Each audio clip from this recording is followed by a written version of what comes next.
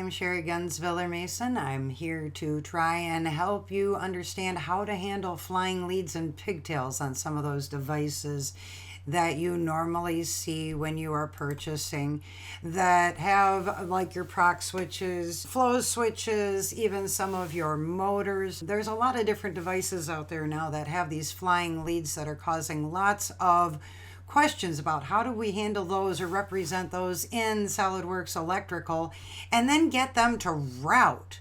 So we're going to look at the software here and actually look at how we built the schematic. So this symbol is truly representing the procs and the shield and the wires. So you get the connections for all of those wires, and it's just represented in this format. So that it holds everything. The manufacturer's part has the connections at the ends of the wires. It does not have a thing called a pigtail in the part because, of course, that is part of the part number.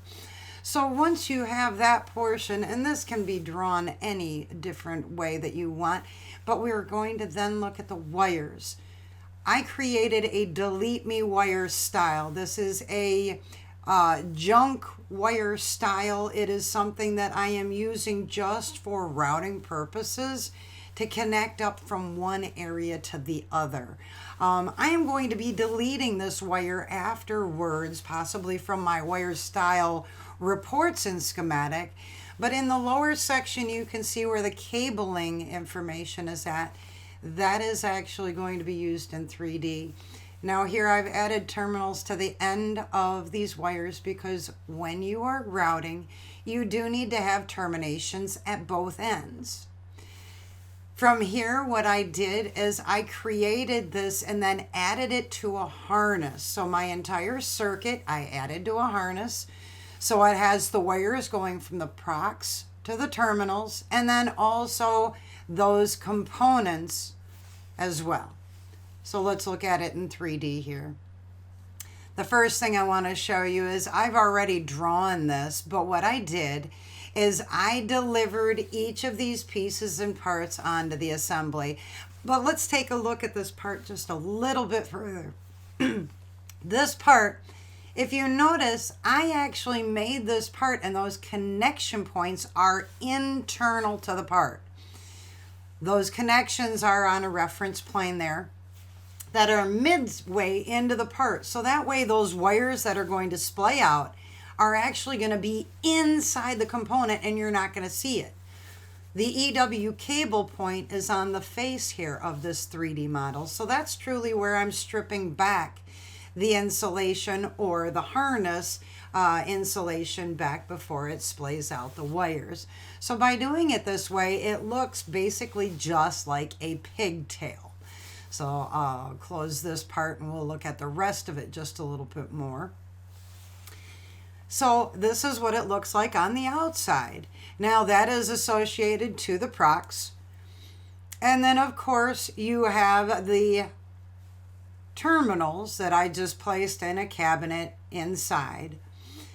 And then what I did is I actually even went through a cable gland. You can add these either before or afterwards.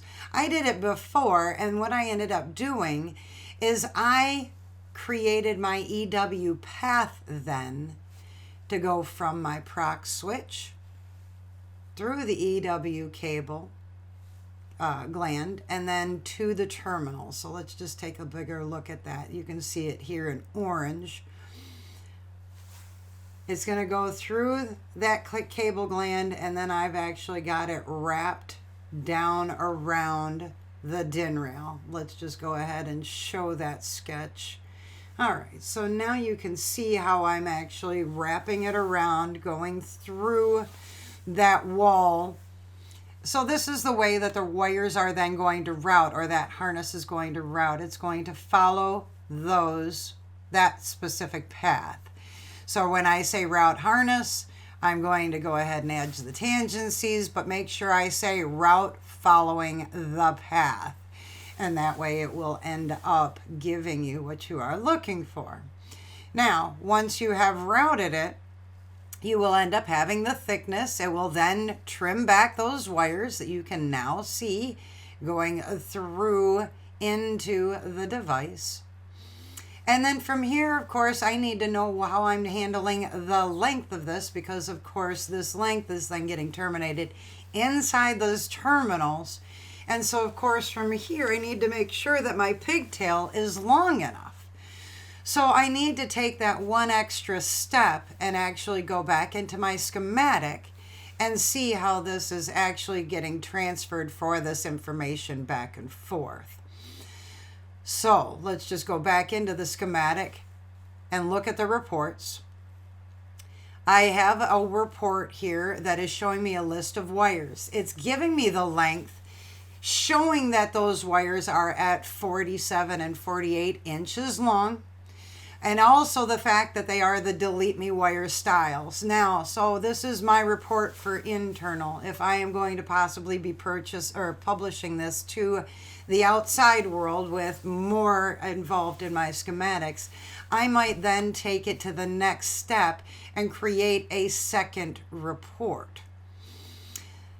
Now, that second report will then delete those wires. But remember that you do have the capability, this is strictly a sketch that you are following, that you could limit on your assembly to have a shorter or longer route to then be able to control those lengths that you are needing.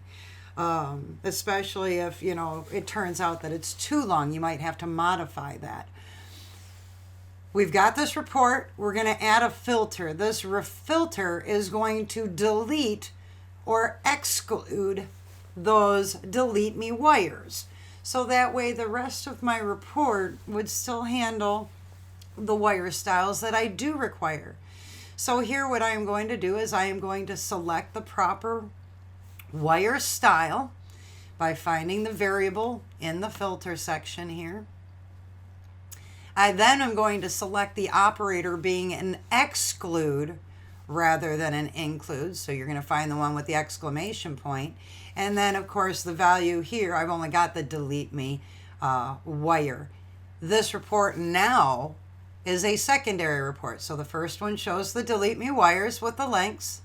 The second one with the filter shows that there is no wire in this project at this point. But of course, if this was a larger project, it would have those additional wires for it. So that being the case, now you've got a little bit more flexibility of being able to handle pigtails. They're actually truly just a matter of having a fictitious wire. And having that fictitious wire is then going to play a part in how you handle that area, as far as being able to delete it. So that is what I wanted to show you. So again, you're going to make a wire style for those dummy wires that we can exclude later. You're going to add the circuit that you create of the harness to a harness. You're going to then make sure that those connection points are inside the 3D models for the side that is actually having the pigtail. You'll go ahead and add the routing path to your assembly, and then route the harness. Lastly, you are going to want to make sure about the length of the harness, that it is shorter than your pigtail length.